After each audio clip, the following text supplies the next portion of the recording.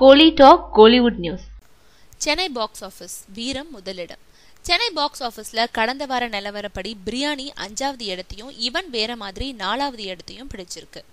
என்றென்றும் புன்னகை 3வது இடத்துல இருக்கு. சென்ற வார இறுதியில 1.9 லட்சங்களையும் வார நாட்கள்ல ஏறக்குறைய 1 கோடியும் வசூலிச்சிருக்கு. இதுவரை இதோட சென்னை வசூல் 6.5 கோடிகள். உலக அளவிலும் தமிழக அளவிலும் ஜில்லாவோட திரையரங்கு எண்ணிக்கை தான் அதிகம். அப்படி இருந்தாலும் சென்னையில ஜில்லாவுக்கு 2வது இடம்தான். முதல் 3 தினங்கள்ல, அதாவது வெள்ளி, சனி, ஞாயிறுல 714 திரையிடல்கள்ல 2.72 கோடியை வசூலிச்சு 2வது இடத்தை பிடிச்சிருக்கு ஜில்லா.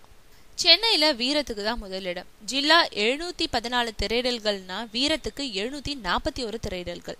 இந்த திரையிடல்கள்ல முதல் 3 தினங்கள்ல 3.4 கோடிகளை படம் வசூலிச்சிருக்கு.